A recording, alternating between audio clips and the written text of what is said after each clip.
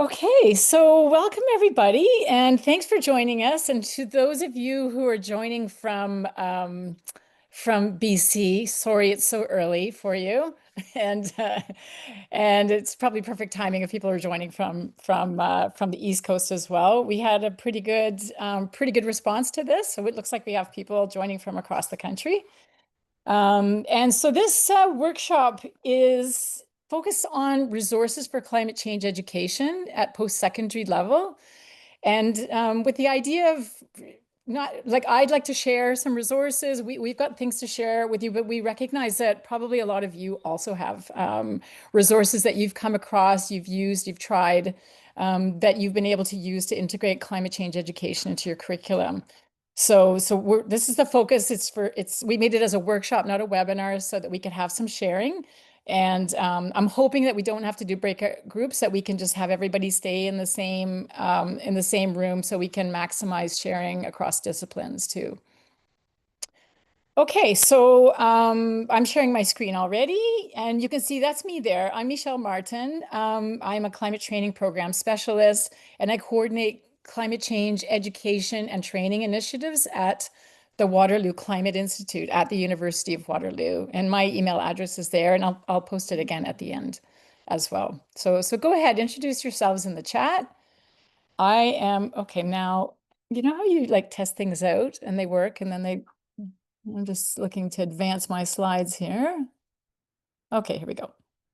Okay, and before we dive in, I just wanted to do a land acknowledgement, and you're welcome to acknowledge the territories that you're calling in from in the chat also. I'm calling in from Waterloo in Ontario, and this is actually an image here. Isn't this beautiful? I love this painting by Norval Morrisseau, who was an Anishinaabe artist who actually trained lots of other artists in this woodland style. And many of his paintings focused on the animals, plants, the land, and the relationship between all of us as well. So, I like to use this as a reminder of that relationship that we do have with the land and the responsibility as well to the land and to the people. So no matter where we're working in this across this beautiful land, to just, remember, and also with the climate work, to remember that the climate education has a lot of synergy with work to decolonize the curriculum and with reconciliation as well. And so, and at the Climate Institute, we try to put this into play in all the work that we're doing. So, just a reminder for us that this isn't something separate. This is related. A little bit about the Climate Institute, because some of you might not be familiar with us. We've been around for a while. We used to be called the Interdisciplinary Center for Climate Change, and we were established by the Faculty of Environment at the University of Waterloo. But now we work with all 6 faculties. We coordinate interdisciplinary research in climate change across climate mitigation, climate adaptation, climate science. And so we have profs who are members. We have about 150 members now from all the different faculties at University of Waterloo, including engineering, arts, environment, health, math, and what's the other one now? Engineering. Uh, why am I forgetting one of our faculty? Science. So we do have a lot. We also try to coordinate training and capacity building in climate change for lifelong learning, and also supporting climate curriculum and knowledge mobilization. So if you want to find out more about the Climate Institute, you can check out our website and see some of the resources that we have. Like, one thing we do also have that might be of interest, and I didn't make a slide for it, are policy briefs. Some of the researchers at Waterloo, they're doing research in all kinds of different domains, and we work with them to develop a policy brief to create a digestible form of their research findings, and those can be pretty useful for teaching and learning also. So let's dive into the workshop itself. Our objectives here is to share resources for supporting. This is student-led actions to address climate change and sustainability, to provide a space for all of you post-secondary educators. And I know there's some students here too, to connect and create a professional learning community, and to inspire all of us to evolve our practice, no matter what our role is in in this work. And the plan is just some intros, a little bit of an overview of climate change education, then and some strategies, and then a little bit about what's happening at Waterloo. And then I wanted to open it up so people could share some cool stuff that might be going on at your own institutions. And then we'll dive into the resources and spend a little more time on that. Some useful tools and resources for post-secondary context. And the tricky thing is, you'll see, I'll speak to this a little bit, but there's a lot of stuff, it's really snowballing for kindergarten to grade 12, but not so much in the sense for post-secondary. There are lots of things, but they're not like, lesson plans and that sort of thing. So, so we'll have some time for sharing other resources too, and people could even share their screens as well if they want to take us to a website that's got some interesting stuff that might be of use, and wrap up. So we'll be together for about an hour and a half altogether. We'll wrap up at 1 o'clock Eastern Standard Time, Ontario time. Hopefully that's okay for everybody. Okay, we're going to do a poll now. Okay, now we have to go. Hang on a second. Now I gotta exercise my my agility, my Zoom agility. Okay, here we go. I'm gonna launch a poll here. Okay, 2 questions on there. How often do you integrate climate change education into your teaching? And your choices are all the time, sometimes, or haven't tried it yet. And then you should see the second question there as well. Have you found some good resources to support this work? And yes, and I'm assuming that you'd love to share. I didn't put an option, yes, and I don't want to share. But it may be the case. Like, some people don't want to actually share, course outlines and so on. That's okay. Haven't come across any, not too sure. Okay. So go ahead and answer those. And we'll see how the responses are. So we definitely have some pros here, people who are addressing climate change all the time. Could be because that's what you teach, or it could be you teach something else, other subjects, but you find ways to integrate it. So there could be different reasons for that. Are you seeing the results also?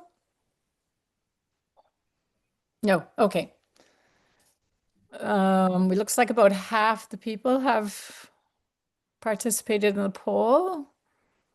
Okay, I'll end it now and we'll just have a look. You can see the results of that. Okay, so now you can see what the results are. So we have folks who answered here, sometimes, all the time. So quite a few people who replied are already doing this work. And some folks have definitely shared some, and that's great to hear that you'd love to share them. We'll get to that a little later on.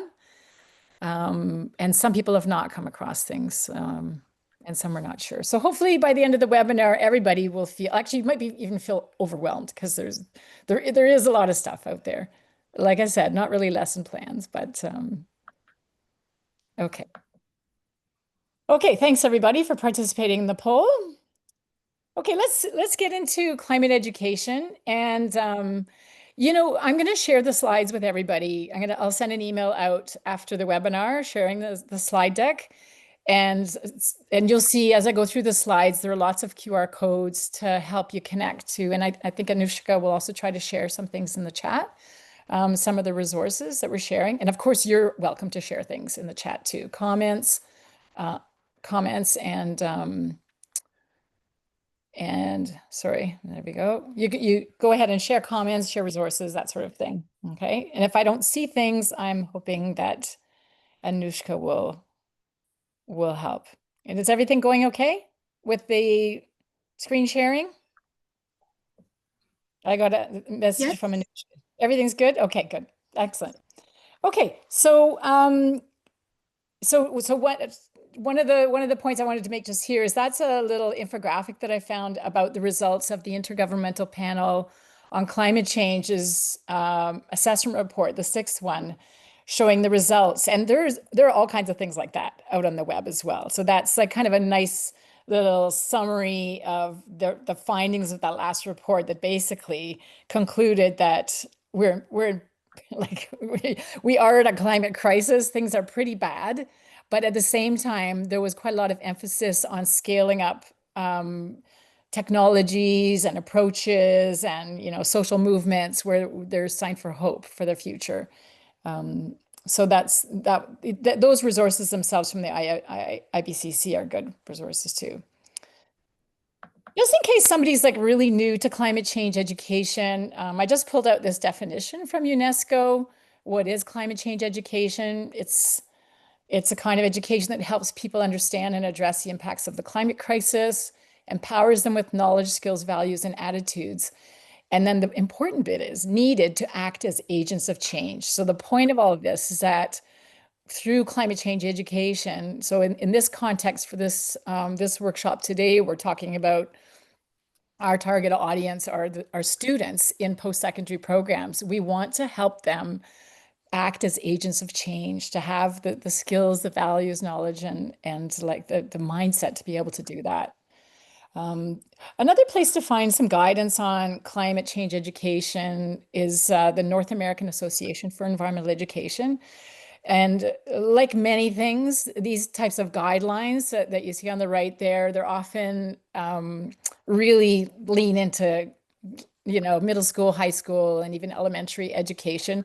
But there's still some good stuff that we post-secondary educators can use. And one thing I really like about their work is how they embed climate justice into it as well. It's not something separate. That is part and parcel of climate change education. And why do we need this? I mean, we're in a climate emergency. I would imagine that pretty much everybody on the call today is probably, this is one of the things that motivates all of you to be interested in trying to teach and integrate climate change into what you do. And of course, it intersects with so many other things that are going on in the world today, conflict and biodiversity loss. So there's a lot going on. But one thing we don't want to do in climate change education is freak people out and scare them and into apathy. So, one part of it is to help people understand the seriousness of the situation, but the other big part is to mobilize people to action. Speaking of climate emotions, some of you may be familiar with a study that was done a couple of years ago by Galway and Field. This is a Canadian study looking at climate emotions among youth in Canada. And this study replicated an international study that was done in 2021 looking at climate anxiety among youth and finding that 59% of youth, and this is from 10 countries representing different parts of the world, we're extremely worried about climate change, and 75% felt the future is frightening. And in Canada, the results were pretty similar to that. About half of Canadian youth, and I think that the focus was 16 to 25-year-olds. So these are the people that we teach mostly in post-secondary institutions. Think that humanity's doomed, that the future is frightening, 73%. But one of the findings that was in the Galway and Field study was looking at this sense of hope and agency, and it was actually pretty high among the same respondents. So this is something that we have to work with, that young people are interested in doing something about it. Michele, I just want to check in with you. We're not seeing slides. So are we supposed to be seeing slides? Yes, you're really supposed to be seeing slides. Okay, that's why I was checking about That happens slides. sometimes. I'm seeing them. You were seeing them. too. Yeah, I mean, it works on, yeah, I see slides too. Oh, phew. Sorry, Okay, Jenny. maybe just as the co-host, for some reason I can't. No problem. Hey, sorry on about the that. top, if there's a meeting and then there's a screen, if you move that, push that. Thank you, Jen. Okay. Whoa, moment of panic. Okay, so moving right along here. So, and if the climate crisis isn't enough and the state of climate emotions among young people isn't enough, there are other reasons for climate learning and action. The Canada's National Adaptation Strategy, which was published in 2023, called for graduates with green skills that are able to respond to present and future climate impacts. Also, there have been a few studies on, the climate knowledge and climate education going on in high schools across Canada. And I know I've spoken to lots of university lecturers who have an assumption that students are coming into university and college with a pretty solid foundation in climate change and climate literacy that they would have picked up in high school. But this is actually very uneven and generally not true. There's lots of room for improvement in high school, and there is lots being done actually in that domain. Like the deans of education, I think it's across Canada, but definitely in Ontario, have agreed to integrate sustainability and climate education into competencies needed for teachers. So this is going to change, but in the meantime, we can't assume that students have that basic climate literacy coming into university. And then also university action plans often address climate change. You know, after the rush of all the climate rallies before COVID, university climate declarations, and a lot of universities came up with a climate action plan as well. University of Waterloo has one, and it only has 4 pillars, and one of them is focused on climate education. So even if sometimes those plans may sit on a shelf, it's up to us to activate them and, you know, point to them if there's any pushback, for instance, on the need to integrate climate education into different programs and disciplines. We can use that as well. In terms of research on best practices, a lot of this is focused on elementary, middle school, and high school, but I really believe that a lot of these best practices apply to university. The challenge, and colleges, the challenges we have, sometimes the class sizes are so huge that you need to take different approaches to doing this, and it's a lot harder to taking concrete action and using active learning strategies, learner-centered approaches, connecting with the local community, and so on there. But it is possible, and there are people that are looking at that as well. So those are this is some research that's been done. I probably need to update this too, because there's more and more people researching this. And on our website, we've tried to curate a list of articles, because there are people doing research on sort of best practices or also strategies for climate and sustainability education post-secondary. We've got a pretty good list on our website, and we're adding to it all the time. When Kevin, one of the participants here, you just joined, and you said that you've looked at adult education. So the thing about all the resources and research that's done on K-12 and best practices, it assumes a different mindset where we're dealing with children, even if some of the children are a little bit older. Whereas at colleges and universities, we have to also look to some of the, you know, some insights into adult education, even though many of our students are, you know, they're still pretty young and they don't have a lot of life experiences and work experience. Still, it's good to keep these in mind. For adult learners, a preference for self-directed learning, drawing on life experiences, willingness to learn when transitioning to new roles, a focus on immediately applying new knowledge. So that's more for people who are working, but even for university and college students, this may, you know, they're focused, if they're studying something with a mind to a particular career, wanting to apply that into that career direction. And another nice thing is people pay to be there, so they do tend to be internally motivated. That would definitely be true of college and university students. So, and there's lots of work being done on adult education. So it's good to keep an eye on that stuff as well. Petra Moulton Hill and her colleagues came up with a framework for embedding climate change education into the curriculum. So we are going to focus more on resources, but I just wanted to preface all this with some of the you know, the challenge, like the reason why you're looking for resources, probably because you want to integrate this in the curriculum. So tertiary education institutions have different options. One is just piggybacking, like you've got an existing course in English literature or whatever, you know, whatever you're teaching, introduction to some math topics, and just to sneak in some climate change module into an individual session, like maybe just pop in a case study or something, or maybe into an assessment as well to integrate it in there so that you can, so that's kind of the easiest way to do it, where you don't have to change your whole course outline necessarily.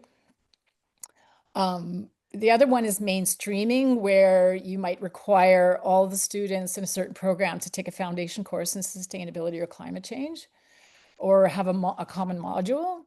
The third option is specializing, and this is where you have like a degree, like at Waterloo, we have a master's in climate change. We have an undergrad course in environmental and climate change. So creating these special courses, but then you only have the students who choose those, who take those. And another strategy connecting, which is not, so these are not mutually exclusive. These are probably all going on at any one time in an institution. Creating interdisciplinary courses or modules that allow students to make connections. And this one is a lot harder, but it's pretty important because for climate action requires us to be able to make connections with other disciplines in most cases too. So those are just some framework to think about. I just wanted to share a little bit about what Waterloo's doing. We have this pretty cool project that's funded by Natural Resources Canada, their climate adaptation program. It's called Accelerating Climate Education, and it's focused on integrating climate education, especially climate adaptation, into professional degree programs with a particular focus on engineering, architecture, planning, and accounting. And we've also included landscape architecture, and there may be a few landscape architects I saw on the call. I saw that there were a few people who registered too. So the project it started last April and it wraps up next December. And this workshop today is actually part of that project. And this project has 3 components. The first one was a national needs assessment, which was basically a national survey that focused on those programs. The second one, the second component is focused at Waterloo, where we try to walk the talk, and the departments, those same departments are looking at, what are we doing with our curriculum and what can we do? Can we revise some courses or introduce a new course? In some cases, that's what they're doing, and switch things around. And then the third part is national community of practice, and that's really just supporting conversations and collaborations across the country. So again, this workshop today is part of that. So that's a project that's pretty neat because it's actually building our capacity to work with other departments as well, on campus and sort of get the ball rolling. And it's really nice to connect with people from other universities too through this project. Just that national report that we did that did just focus on those particular professional degree programs. I just thought I'd share some of the results. I think Anushka will share the link to the report in the chat, and there's a QR code there too. But so we tried to figure out, which of these programs is doing the best job at integrating climate change education into the professional degree programs. And I got to say, our bar was pretty low. So architecture did pretty well, 70% of architecture programs across the country. But that just meant that climate change is mentioned in their overall program outcomes, and they had one required course that focused on climate change. So to get the highest integration mark, that's all they had to do. So like a lot of universities have elective courses on climate change, so that'll earn them kind of like medium marks. That's not really, then so a student could go through the program and just actually never take a climate focused course. But we did also ask people about whether they had integrated climate modules into existing courses, required courses too. So there you have it. Like the lowest integration was from systems and other kinds of engineering, where civil and environmental engineering were doing a better job of that. Accounting was pretty low. Architecture scored the highest points for that. So, but still tons of work to be done in all of those particular disciplines. But they're all doing things. All the institutions that participate in the survey, there was something going on. That said, they chose to participate in the survey, probably because they had a bit of an interest. Notably, also, some of the requests for support that were identified were like help developing or redesigning courses, accessing resources and tools, and professional development and climate pedagogy for faculty members. And I think those things are true beyond those disciplines, for sure. And other work that we're doing, we have these academic programs that I mentioned. We've also hosted a couple of one climate pedagogy symposium. We had one in May 2024, and we've got another one coming up in November. And this brings together instructors from the 3 post-secondary institutions that are around Waterloo to share ideas and strategies. So when we had that first one, we did publish a proceedings, and there's quite a lot of juicy stuff in there. So if you're looking for ideas and ways to organize your classes, there was a very strong theme of decolonizing the curriculum that went through that day too. So you might want to access that. That document, it might be helpful. We also just got a grant also from our sustainability office to develop a series of teaching tips and offer some professional development workshops for profs on sustainability and climate education with a decolonization lens. And those we're going to be translating into French, and we'll be publishing those on our website too. So those will be not just for Waterloo profs, they're going to be for everybody, those resources. So that's what's going on at Waterloo. Just one more thing I wanted to mention about Waterloo is that, and this might apply to other universities too, as we build our capacity to teach our own students about climate change and engage them in climate action and learning, hopefully through their courses, we're also building our capacity to offer training to professionals who are out there already in the workforce and need to get up to speed on, what does climate change have to do with my job? So, and we got funding from FCM's Green Municipal Fund to develop a series of courses for professionals that are working in municipalities on climate change. But there's quite a lot of interplay between the curriculum project that we have and this project, sharing resources and generally building our capacity to help educate and train other people. Okay, that's enough about Waterloo, and that's also enough for me for the time being. I'm going to stop sharing my screen, and at this time, I'd love to invite you to, if any of you would like to share anything cool going on in your university or college or institute, to let us know. You can just use the chat if you want to, but if anybody wants to unmute and tell us some stories about neat things that are going on in your organizations, we'd love to hear it.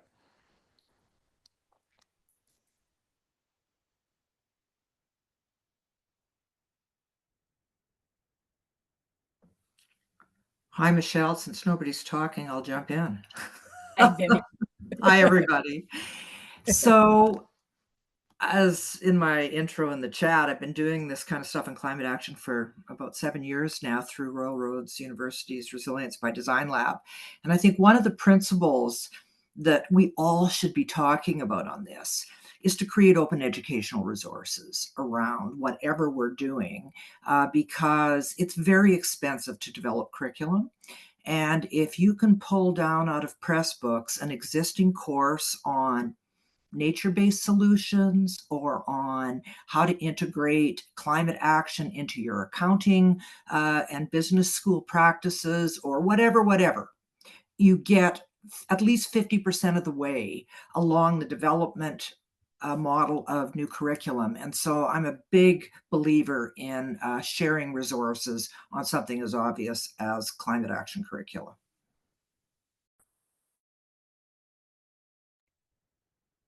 Thanks, Vivian. That sounds like a great idea. And maybe anybody, does anybody here have any resources to share that are along those lines? So Or have I any? can, Go ahead. I can talk a little bit about the work. Purnima and I are 2 of the faculty members in Sustainable Systems Engineering program at the University of Calgary. So we are in our 4th or 5th year. I think Purnima can So every course in the program has relation to sustainable development. Purnima and I both taught the numerical methods, where we did use numerical methods for solving several different sustainability problems with the students. And then I taught them the engineering design, but it was also a lot focused on social justice and nature-based solutions and so on. And I think maybe Purnima would be able to give more. And last night, the students were putting up some teepees using the techniques they had learned from connection to the land in one of the other courses. That sounds great. Sounds pretty exciting. Thanks, Lale. Thanks for sharing. I see a couple of people have shared in the chat as well. Some thoughts from Royal Roads University. I don't know, Bershine, do you want to unmute and tell us a little more about what's going on there? Hi, yes, absolutely. So one of the biggest change that I saw and I noticed is I'm in the third year and I feel like I've been to another university and I've studied there before, and I think this was not as highlighted as it was in Royal Roads University, which I really liked because they are actually treating the climate change as it's not like a side topic anymore. Like it's becoming a program. It's part of every program. And when it doesn't matter which program you're studying, it leads the program that way. And I really like the fact how they've added it into the curriculum as well. So you're going to see it into many fields like leadership, communication, business, governance, tourism. And also, like, I like the fact that they had a little bit of new courses that they've also taken out, like climate adaptation fundamentals, and so on. There's also something that I really liked for the day-to-day, that you're able to research and have more networks. So they have something called Adaptation Learning Network, which basically provides applied learning, capacity building, and more of collaboration with the municipalities. For those front lines, especially for the climate change that is impacting in BC. Because I'm in Ontario, so I was able to differentiate between both of them. I studied at Toronto Metropolitan University before, and it was quite different than RU, and I definitely see the change between, or the difference between Ontario and BC. But I really like how it's going ahead. Great, thanks for sharing. That's pretty exciting. And I know Vivian's got connections to Royal Roads. Probably pretty happy to hear. No, that was moved to 11. It did.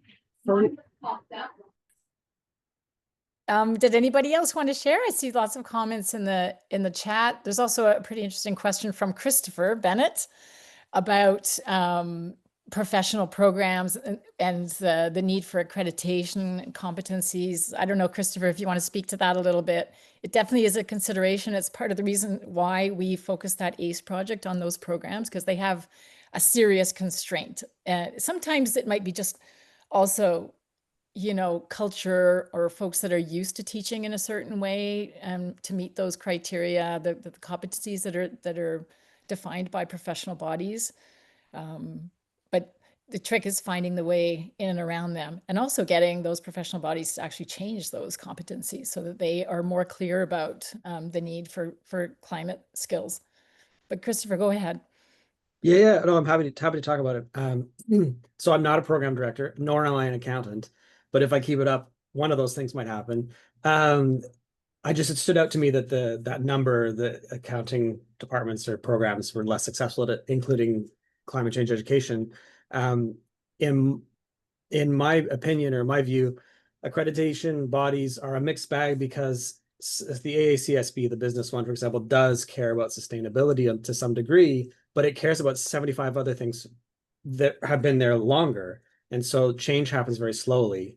And so rather than lobbying up and try to change those objectives, I've been trying to find ways to loosen the programs here at Dalhousie in Commerce and Management to find space for electives and then build the institutional knowledge so we can instruct students on where to find the information they're interested in. Because there certainly is an appetite. These students they have some electives built in, they just don't know where to look. So they, you know, I have a list and I'm trying to make sure the program directors, the program managers, the academic advisors have access to the information. I think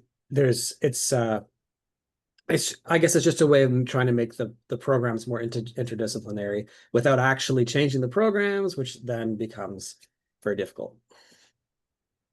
Yeah, exactly. And sometimes it's a question. So when we're finished with this session, I'm going to show folks some websites and resources, and it's might be a question also finding those and integrating them into lessons of things that you have to teach anyway, like for business management or engineering, and just to integrate those case studies and examples in them. Did anybody else want to share something? Oh, I see Lauren's got her hands up. Go ahead, Lauren. Yeah, just listening to Christopher made me think it sounds like you're kind of headed in the same direction that we are at College of the Rockies, where I think we're starting to explore the option of basically creating the specialization out of showing students where those electives could be. So say they're in the business program, but then they take an environmental studies or an environmental science course as one of their electives, and they bundle that together with one or two other courses where climate is the focus. Then they're getting their degree in their business program, but then they're specializing in this sort of climate focus on the side. So it made me think in the same direction, just as you were speaking, that's been our thinking too. We're not there yet, but headed in that direction. Thanks, Lauren. And Idris, go ahead. Sorry, you had your hand up too. Yeah. Interestingly enough, I'm as a student at Royal Roads, completing a climate action leadership master's right now. We're deeply integrating the Resilience by Design Climate Action Competency Framework. It's the second version of that now that's activated. And it's been a tremendous tool for us to use as a reference to understand our position and restructure our own development. The program itself gives a lot of room for us to sort of take pursuits and gives us lots of choices in the types of readings that we do and the types of directions we want to go as students, but also as climate leaders, future climate leaders and current climate leaders. So it's a very active, action-oriented, but it also gives you a lot of monitoring tools and assessment tools that give you an understanding of how your own progress is moving. So it's very dynamic, and it's something that I've developed a bit of a habit of going back to every quarter just to sort of see and track my own progress. And I believe Vivian shared the link there as well. Yeah. I've got a slide on it as well, because we didn't want to miss out on that, mentioning those. Those are definitely a very good resource for climate change education. Shanta, hi, and go ahead. Hi, Michelle. Nice to see everyone here. And I just wanted to, Lauren, thank you so much for mentioning climate kind pedagogy. We are extremely, extremely happy about that framework. We are trying to really integrate more values-based, kindness-based pedagogies within climate education. But one of the feedback that we got in the last 2 years of practicing that framework is that we are missing notions of Indigenous perspectives in climate justice. So we have now a 2-year grant that we are trying to learn a little bit more about Indigenous perspectives and how do we bring those in to climate education. So if there is somebody who is working already on Indigenous climate justice perspectives and knowledges and traditions, and I would love to hear from you and love to work with you. We are just launching this in September, or just launched it last month. So I would love to hear from you if you're working in that space. Sounds great. Thanks and congrats on getting the grant on that. Let's see, Meredith has shared something on a course. Okay, thanks for sharing that too. Sometimes it is neat to see courses, course descriptions, course outlines. Speaking of credentials that students can earn, like certificates and things alongside their regular degree, at Waterloo last year, we introduced a grad diploma in climate change it's just for master's or PhD students who are studying whatever they're studying, not climate change, but they have an interest in climate change, so they can do this GDIP alongside their regular degree. And we definitely have planning students, architecture students, like some of the students that are in those professional track programs that are part of the grad diploma as well. They have to take 2 extra courses and they have to do a networking milestone, but that's one way that Waterloo has tried to provide an opportunity, just sort of speed that up to grad students anyway. And I know for undergrad students, there's a sustainability certificate that they can work on, but it's not an academic credential. It's just something they can do alongside their degree. Okay, any other thoughts from anybody else?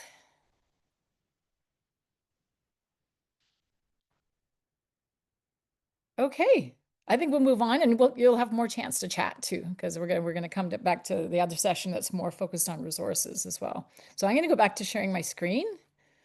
I'm gonna try to remember the right way to do this, because there was a right way and a wrong way.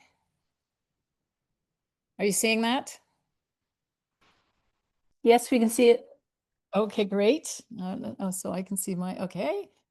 Okay, so we're going to go through a few resources that I've come across that I've shared with professors at Waterloo as well. And sorry, I keep having to lean because I can't see my screen behind my other screen. There we go. Okay, so here we are.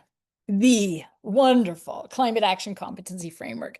So one thing I want to say that, because I saw like when you registered and some people were kind of looking for more, curriculum development guidelines and resources. So I would say, like, in terms of helping to craft learning outcomes, this is the best that we have. And I'm not saying that about, this is actually pretty awesome. I think it was maybe not developed initially to thinking about undergraduate or graduate university programs. It was developed more thinking about people out in the workforce and what kind of competencies would we like them to be able to have. But at the same time, this resource, like Idris was saying earlier, there's a lot there. There are performance indicators and so on. So a lot of this stuff is just written just like learning outcomes. And it's on different levels. So some bits would be good for introductory courses. Some of them lend themselves, so you can see there's 6 different categories there. And I don't know if Vivian wants to speak more to this. So she was involved in the development of this program and this resource. But there's a lot of juicy stuff there. So it's definitely, that QR code will take you to the Explorer, where you can dive in and you can see there's a lot more detail available under each of those headings. I have nothing to add, Michelle, other than a thank you for the shout out. Well, we've got to shout it out because, I mean, if you're looking for a place, a one-stop shop that will provide you with some competencies that, we kind of want graduates of university and college programs to have, this is the place to find it. That said, it doesn't dive into the details of specifically like accountants or people who are studying finance or studying engineering, like what exactly would they need to know, but it'll be a really good starting place as well. I'll just add that in addition to being used as a learning outcomes tool in course development in higher ed, it's also being used by municipalities in several places to identify the skills that workers in local government need to have, since local government is so often at the coalface of climate impacts, and they need to have a sensibility about all of this stuff in order to do their job effectively. So it's being used beyond just in higher ed, I should add. Wonderful. So this is a really good resource. And now I'm going to resort to a lot of stuff that's available for K-12 education. And I just want to say that so Learning for a Sustainable Future is a Canadian nonprofit, and they develop resources. They do teacher education. So they're more focused on elementary and high school teachers. That said, a lot of the resources that they have for high school, there's stuff in there, lesson plans, ideas, and resources that could give you, those of you who are post-secondary instructors, a starting point to think about, or you might actually just be able to adapt into your course. So they do have this database, and that QR code would take you to resources for rethinking. And you can search also by level. So you could search for province or I'm not going to take you into it. I'll let you go and explore it, but you will find some things there. And you can also search specifically for climate change, but they have resources for that connect to all of the SDGs, the Sustainable Development Goals. So there's really rich resource there. There are over like it's over 1,000 resources. Many of them are Canadians. Most of them are free for educators. And they also have a lot of resources that are in French. So if any of you are teaching at French universities or colleges, there are resources there for you too. One resource that LSF has developed, both in English and French, is this inquiry guide. So it lives online, and it's called, so the website is climatelearning.ca. And it's organized into different thematic topics. And one of them is ethics, one of them is Indigenous learning, one of them is just climate policy. So there's climate science. So each of the inquiry guides for each of those 7 topics walks you through a bunch of activities you could do with the class. So this isn't probably going to work for a giant intro, like a first year, second year class. But for seminar courses, it could work. And even then, looking at it would give you some ideas that you might be able to use in a giant course as well. So this one is worth looking at. When you go in there, you'll see that, there's a different version for early childhood, middle school, and that's the high school one that you want, the one for 7 to 12. But a lot of the resources in there will be useful for university and college education. So in terms of a curriculum guide, lesson plans, I think this is probably the most specific you'll get. Sorry, let me get back to my little arrow here. Another resource that I've come across and used, and again, they do this place, like the Climate Justice Education. This is from Bard University in the United States. Their website, they have lesson plans too, but again, they're mostly for primary and secondary. But that said, they coordinate this worldwide climate justice education week in March every year. And their focus has always been universities and colleges, encouraging people to do some kind of a climate justice or climate education teach-in or event. So this has been going on for a few years, and quite a lot of universities participate in this, and colleges. And last year they did a focus on climate games, and they put together it's basically just an Excel spreadsheet of all kinds of video games, live games, board games, other types of games that could be used as educational tools, many of which are okay for post-secondary as well. So that might be of interest to folks to have a look at that. Speaking of games, I got to do a little shout out for our game that the Climate Institute developed a few years ago. Illuminate, it's a climate change simulation game. And it requires players, they get a certain number of chips, and it requires them to make decisions about how to spend their money on climate mitigation and adaptation in a Canadian community. And it was designed actually for around the middle school level, but we've used it with post-secondary students too. It's kind of a fun little thing. So it could be something you could ask a class to do just to test their climate knowledge a little bit, or their understanding of the difference between adaptation and mitigation in a very low stakes kind of fun way to do it. And they could play it as a group too. So that's, so games are one way. Okay, now we're going to get into some nitty gritty, more content oriented places, which would require you as the instructor to figure out how to be an amazing, innovative, creative teacher to bring these into your teaching. And some of the resources I'm going to show you are actually a little too heavy duty for high school, but really do lend themselves very well for post-secondary learning. So the first one that I want to get out of the way and mention is Project Drawdown, because this has been around for a while. And if you're looking for a place that's got reliable, well-researched information about the technologies that we need to bring down emissions, this is the place to go. And there's, you can go into their website, you can go and explore around, you can search by different types of technologies, and a lot of them are nature-based solutions. So you'll see there lots of approaches, and it's well researched, it's kept up to date as well. So Project Drawdown is a site to keep an eye on if you're not familiar with it already. And I just happened to notice that they're hosting a webinar on October 6th. So if you want to find out more about how you might use this site, the webinar is not for post-secondary instructors, just for anybody. But you could attend. Maybe you can even ask questions about teaching and learning and how to use it. Related to Project Drawdown is this other site, Project Regeneration. And they have a platform called Nexus that hosts different climate solutions, which include adaptation solutions as well. And they're on different levels: personal, community, systemic.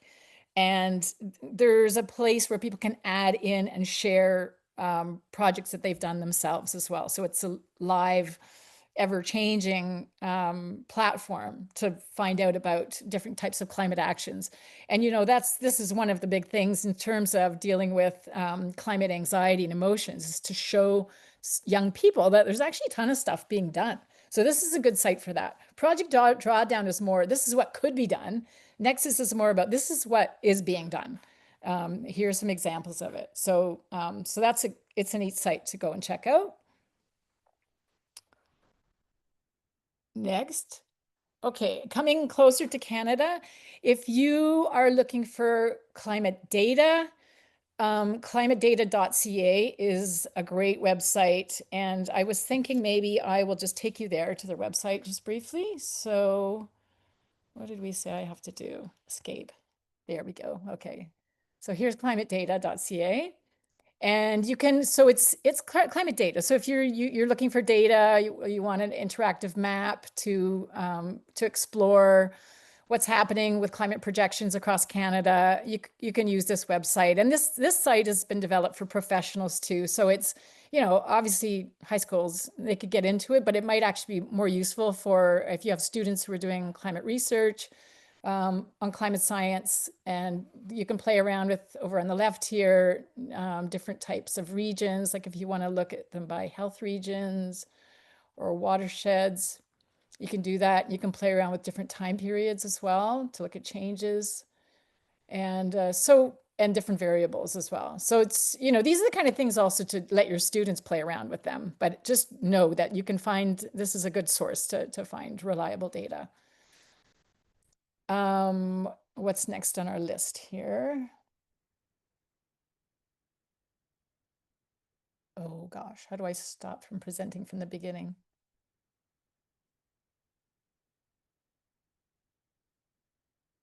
Oh no, sorry. Okay. Oh no. Is Oh, there that's, option for?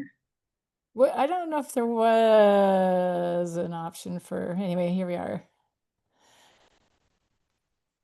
Okay. I won't go to this website too, but Climate Atlas of Canada, some of you may have come across this site before, and it's also got interactive maps that allow you to look at different types of scenarios, different projections for rainfall, for extremely hot days, for growing season. There's nothing on sea level rise for this one, but it definitely has to do with heat and precipitation.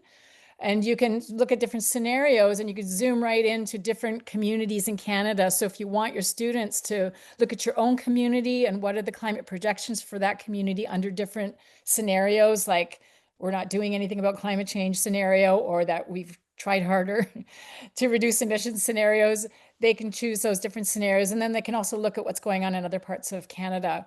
But the other nice thing about the Climate Atlas are that there are articles in here. There are also videos. The videos are awesome.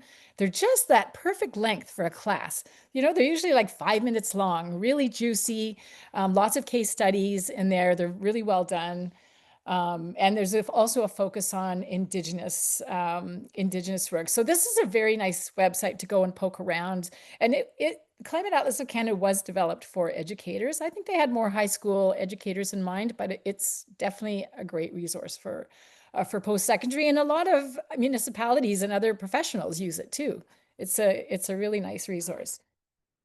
So that's Climate Atlas of Canada. This is something that we just came across. Actually, Jenny, my colleague who's on the call here, came across the other day, which is an Indigenous climate monitoring toolkit. And so I think anybody could get online and use this toolkit as well.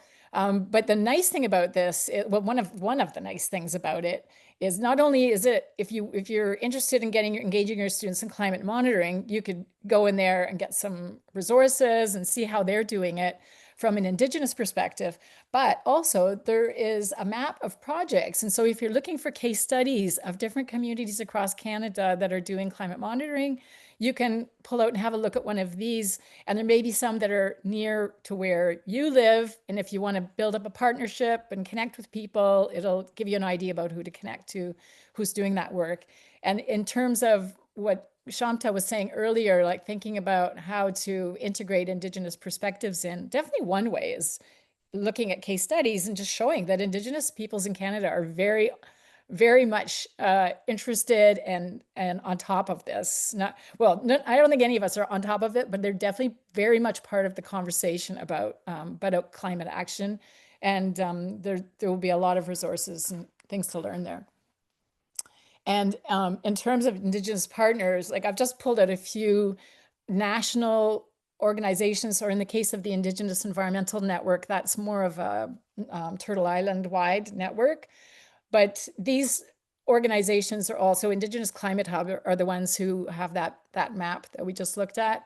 Indigenous Climate Action are a really interesting organization, a lot of advocacy and policy work that they do, research, and worth checking them out to see what resources. They have a lot of videos as well that present an Indigenous perspective on climate work that's being done. And they're very active participants at the big international Conference of Parties, or COP, climate change events. So it's always interesting to follow them and hear their take on things that, you know, everybody else is congratulating themselves on. And they've definitely got like a critical take on a lot of it. It's really interesting. So these are some partners, but you know, we live in Waterloo Region, and there's a handful of Indigenous organizations in our community as well that we can partner with. And obviously, you know, for these types of partnerships take time to build up. Like, you don't want to just, you know, grab somebody. It's reciprocity. You know, you build a relationship, see how you can help them and support the work that they're doing. And then maybe over time, you know, you can invite them to help you and support the work that you're doing as well. So it takes time to build those relationships. Okay, this one, I did want to go to this website as well. Now I'm scared, so I won't be able to get back to my slide. But this is a new website, climateinsight.ca, and especially for those of you who are teaching planning, engineering, things like that, but even others, even if you're teaching accounting and business management, there's something for you in there. So let's go and have a little visit to this website. It is managed by ICLEI, and it was put together, I think, in collaboration with Housing and Infrastructure Canada. So it's focused on housing and infrastructure, but there's a ton of stuff in there. So for instance, for yourself, if you're looking to learn a little bit more about climate risk, climate impacts, I'm just thinking of the person earlier, I can't remember your name now, sorry, who was talking about business management. There's a whole site on the costs of climate change. So there are a lot of primers here that will help you, but also you can use them for your students, good sources of information.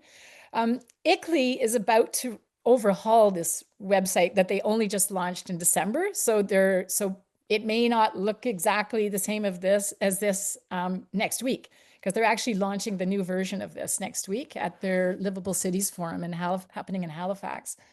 But this is a really good, it's a really good resource. Definitely, there's lots of stuff here. The Solutions Finder that you can use to, like it was designed for municipalities. Basically, it wasn't designed for professors and instructors. It was designed for municipalities to help them find climate solutions.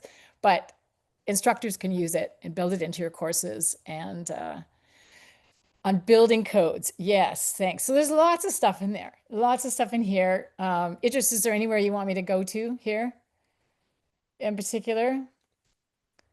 They've got a lot. I just wanted to highlight that there's also some like policy pieces too that you can kind of pull out that I think is also kind of just a level of depth for anyone that's kind of looking at things from a more local perspective, that would, you know, they might find some really good juicy stuff there that they can use. Okay, so juicy is the word. This is a juicy website. There's lots of stuff in here. And so this is a really wonderful new resource. And actually now, once ICLEI has more time, I'm going to ask them, Shanta, thanks for coming. once they have a little more time, I'm actually going to ask them to host a session that is for post-secondary instructors so that they can walk us through it and we can have a look at it and see and explore and think about how you might be able to incorporate this into an assessment or a project design or into your curriculum. So keep an eye out for that. That's on our agenda to be able to do that. Oh. Look, it says either start from beginning. I'm going to have to just do it again. I'm so sorry. Oh, wait. Actually, my next question for everybody is, what resources have you come across? So I'm going to stop sharing my screen because I wanted to hear from all of you. If you have some resources you want us to talk about or take us to have a visit. And also I set up a Menti. So there's the QR code that you could use, or you just go to menti.com. You can use your phone if you want to use a different device to share any resources that you have, anything that you think would be useful to folks, and to share that. Or you can just continue using the chat as well.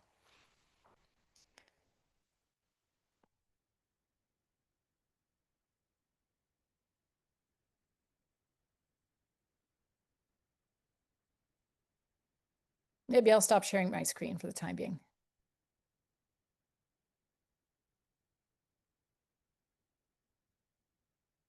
Has anybody come across any other resources that you haven't shared already? Because I see people have been sharing lots of things in the chat. And I see Vivian beat me to, oh, maybe she posted it at the same time. Thank you for doing that.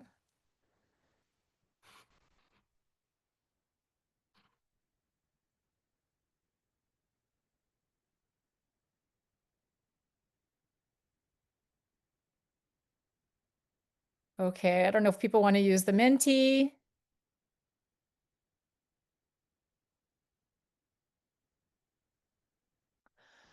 Ah, Kearney, do you want to speak to that? Because there are some really nice resources available on that Canadian Society of Landscape Architecture website.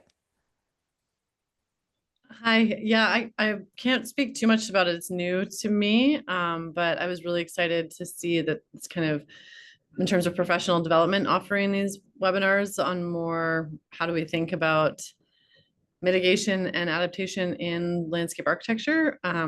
So I honestly, I can't say too much because it's very new to me, but it only makes sense as somebody who teaches in landscape architecture that landscape architects do more. So I was very happy to see that this was some resources being provided. Yeah, that it's really great. And in fact, on our Accelerating Climate Education project, we've got Hope Parnham, who works with the CSLA.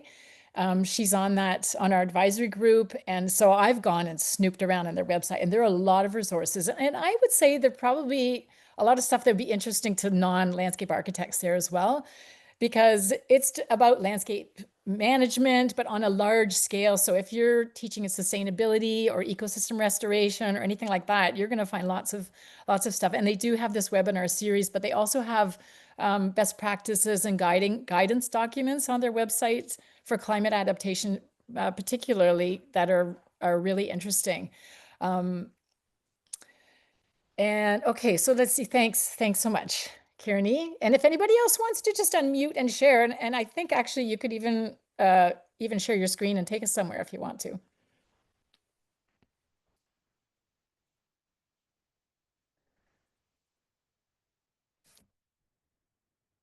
Stephanie's sharing all kinds of stuff there. More K-12 resources. Yeah, so these haven't been updated in a few years, but these were designed as sort of a interdisciplinary collaborative approach for teachers to take to sustainability and climate education. Awesome. It is worth looking at those things, because that's for the most part all there is for now. There doesn't seem to be a repository of these types of resources for post-secondary yet. Yeah, and I think that they're helpful because they're project-based. So it's not just like a list of resources, but they're actual like project-based units that you can guide yourself through. So for people who are looking to kind of move away from the more transmissive lecture-based approaches, I think the model itself is helpful. That sounds great. And you know, another resource that probably all of us have in our institutions is some kind of like a center for teaching excellence or teaching innovation. The thing is about those websites, we have one at University of Waterloo, the Center for Teaching Excellence, which is excellent. And there are a lot of really good teaching tips for active learning strategies, dealing with large classes and so on, but they haven't made the connection to the climate pedagogy piece. So but if you have ideas and resources, but then you're looking for an idea for an active learning strategy or something you can do with your large class, and you know where to find the ICLEI website or something else, or Project Drawdown or whatever it may be, then you can look to those places. And I think University of Waterloo's site is particularly good. I haven't looked at lots of other university sites. I know that Lakehead University did a climate pedagogy teaching tip through their department a few years ago. They had a kind of focus for 1 year on climate change education as well.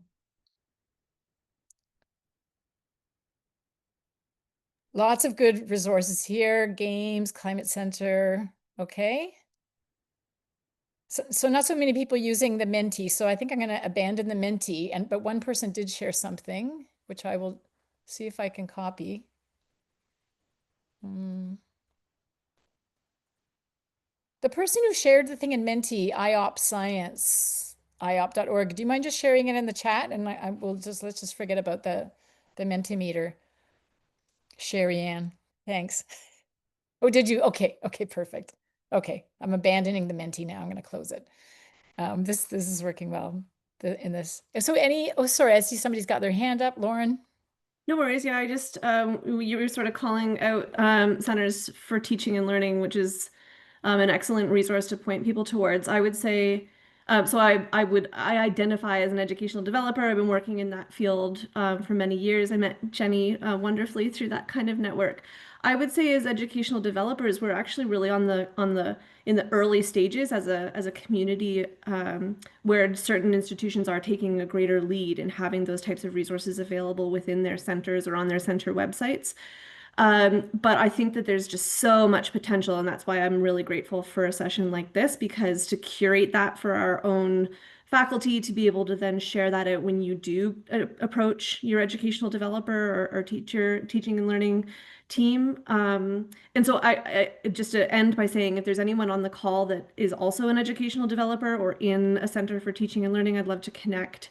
Because I think that there's almost like a side conversation as to how we in our roles do continue to support exactly a lot of this wayfinding and discovery that you're focused on today. Thanks, Lauren. Did anybody else want to speak to any of the resources that you've shared in the chat? I think what we're going to try to do is we will write up and make a copy of these so that we can, maybe when I send you an email with the slide deck and a link to the recording, we'll include this list as well. We'll just put them together in a document. Anybody else wanted to share anything? Okay, if not, I'm going to just share my screen a little bit more. Okay, Anushka's taking care of it. That's great. I'm going to share my screen one more time. And now, again, I'm going to have that problem, I think. Let's see. Okay.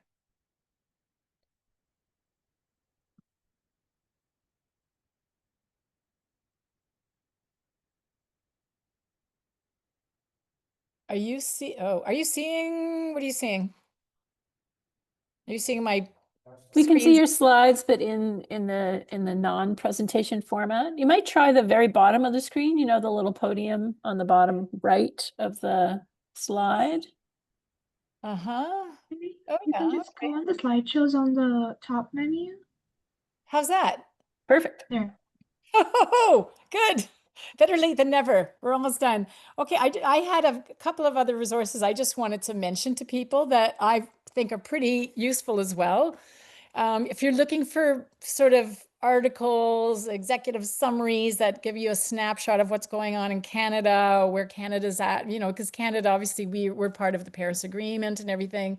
So we have certain obligations as a country to report on our emissions, but also on climate change impacts across the country. So every few years, Canada publishes a biennial report on climate change.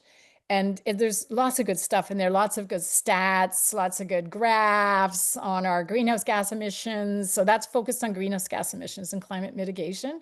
And then the Canada's Changing Climate Report, I think this is the most recent version, and they release different chapters in there at different times. So if you're living in the Maritimes, there's actually a whole chapter that's just focused on the Maritimes. There's another one for the Arctic. There's one for Ontario, one for Quebec, and the prairies, and then the Western provinces. And they're pretty good too. So they've got lots of information that your students could use, or you could use to prepare if you're looking for that. And the executive summaries are, you know, pretty juicy also. I mean, you can read the whole report and your students can handle that, but you can also point to people to the executive summaries. And then also, you know, okay, we're in Ontario, so we don't have a provincial climate action plan, but most provinces do have a climate action plan. And many cities, municipalities, even some of the smaller ones have climate action plans and climate reports. So these are also really good sources of information and inspiration for action. For instance, if you live in Mississauga or, you know, St. John, if you look at those reports and those plans, and maybe you want to plan some kind of a collective climate action or service learning project with your class, if you look to those things that are the plans that have been identified, like the high impact actions that are needed in your area, you know, why not try to align with those? And also remember, especially in municipalities, these plans and reports are all attached to real people who might be super excited that you want to do something with your class to help implement a project, or you're using the data or something like that. So there may be people there that are willing to come in as guest speakers or provide you with some data that you need. Also, like, recognizing there's a few people that registered that teach in the arts too. And of course, if you're in the arts, you can definitely bring in some of that science and use that with your students to engage them in conversations or project learning too. But there's quite a lot going on in the world of arts too. There's lots of climate fiction happening. There was an email listserv I used to follow that was brought together stories of artists that were poets, people who work in theater. So the people in all the domains of arts, music as well, who are doing work on climate change that can be used in different ways, like for your core teaching, but also even just to liven up the beginning of a class. There's this little video here from this guy. I think he's from the Marshall or Solomon Islands. And he's got his little song there. So you can use songs like that. There are quite a few songs out there. Lots of people doing artwork. David Suzuki Foundation had an art project as well that focused on climate change. Lots of photographs available there. So I just pulled one out. So there's a lot of stuff on the arts side, and lots of scope for conversations about the role of the arts in climate action as well, and in addressing climate emotions, engaging people's interests and their sparking conversations and sparking action. So not to forget about those. And for those who are interested in communications, we have this amazing organization, RE Climate, that brings together research about the Canadian perspectives on climate change, messaging. So every year they do a webinar that gives you like an update on here's the messaging that we want to get across, and avoid this messaging. So this is really good for journalism students, but it's actually good for all of us as, you know, for climate change communicators. It's the work that they do is really interesting. There's lots of stuff on their website, and it's good to follow what they're doing.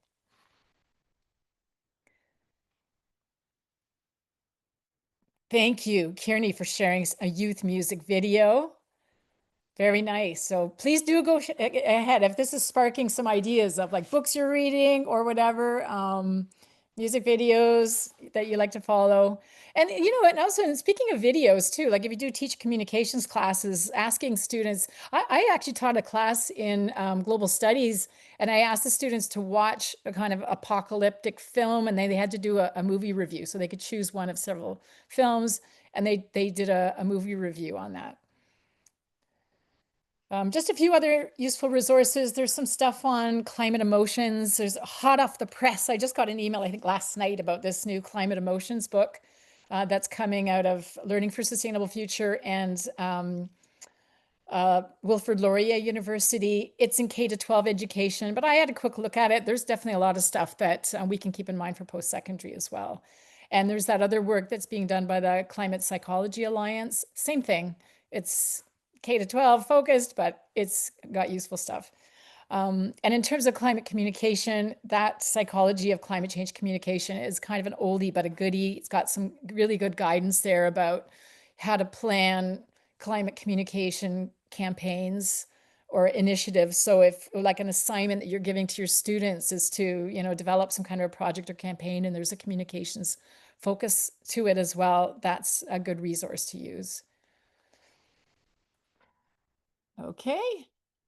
And then, well, one thing that we just started recently was a LinkedIn group on accelerating climate education in Canada. And so some of you may have already joined that group. If you're interested in talking to other people and continuing this conversation where we can share resources, share ideas, ask people questions as well. I've been moderating a group for about 4 or 5 years now on Facebook on climate change education in Canada.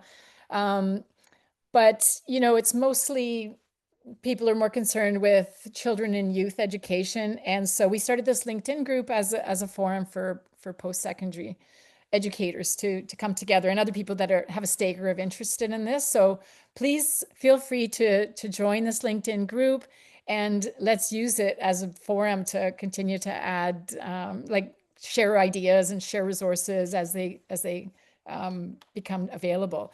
And even like my dream is that people are also sharing course outlines. I don't know how we could do that, whether people would agree to that, but that would be something kind of interesting. So I just wanted to throw that out there as a question. Like, is there a need or a use for having some kind of a platform where people can share lesson plans, course outlines, that sort of thing? What are your thoughts on that? I'm going to stop sharing. And is there such a forum that exists already? I mean, definitely this LinkedIn page could function that way.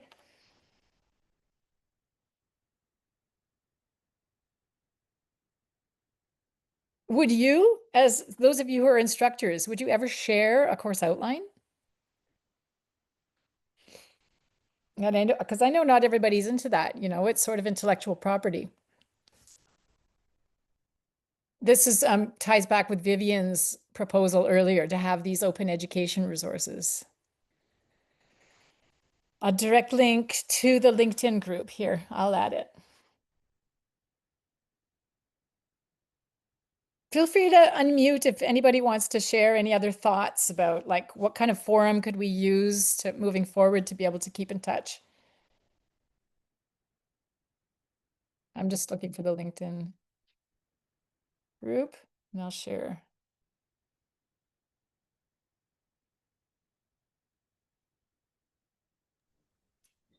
I love the idea of sharing things. I'm not sure how many people teach in similar areas. I think I just get really overwhelmed with having too many things. Like, I love that there's so many resources, but it's almost paralyzing to actually access any of them, because it's like, oh gosh, there's so many things. Oh no, that's the thing. But I think to know that there is a lot of stuff there, like there's no shortage of materials that we can use to integrate into course content or into assignments. It's all there. But the tricky part is designing the courses, the course outlines, and figuring that out, right? So it would be great to see how other people are using those resources in maybe as a starting point, like in an assignment or in an in-class activity, and then moving into, so I don't know, maybe whether other people feel the same, but I just get very overwhelmed by how much there is to work with and not sure what the best thing to use for certain activities are. Yeah. But I'd love to share. I'd love to see what people are doing. So thank you. Yeah. So we'll think about that, and maybe, oh, and here's an open course on industrial ecology that Charles has shared. Okay, so thanks for sharing that. That's from Freiburg University in Germany. I know, like at Waterloo, we have a second year course that's an online course, like an introduction to climate change that could be used as a foundation by many different organizations. And there have been conversations, I think it came up in our national forum that we hosted back in April, about sharing that or just making a course, an online course available. Because if it's an online asynchronous course, maybe there's a way of just sharing those across institutions as well, or at least sharing some of the content. So this is something for us to think about moving forward. Like, what are the best ways of sharing this stuff? So I'm just going to share my screen. I've just got one last one, and I'm going to use this little trick that Jenny just taught me. I just wanted to thank everybody and for joining us today. We can end a little earlier, but if people want to have a conversation, we can keep talking a little bit. But it looks like we've come to sort of a natural conclusion to the session. And I would invite you to please fill in an evaluation. Let us know how we did, what would be useful to you if you want us to organize this sort of a thing again. Please let us know. And thank you everybody for joining today and taking the time. Hopefully it wasn't overwhelming. The list of websites and resources, and you'll find some stuff that might be useful to you. Can I just say before everybody logs off that Sarah Sawatsky and I, who's also on this call, we're working at the Faculty of Education at McGill with Blaine Harvey and partnering with Leuphana University in Germany on an insight development grant looking at Canadian and global institutions that are taking like a whole of institution approach to sustainability, education, and teaching and learning. So we'll be doing some case studies, and all these resources that have been added to the chat are super helpful, and we might be reaching out to some of you to follow up and get more information about how your various institutions are going beyond just a departmental approach to teaching and learning for sustainability and climate change. Thanks, Stephanie. Thanks so much. That sounds great. I just shared the link to the Qualtrics forum in the chat as well. And I think did I actually even share my screen? I don't think I did. There we go. To the evaluation form as well, but it's in the chat as well. Any other final thoughts from anybody else?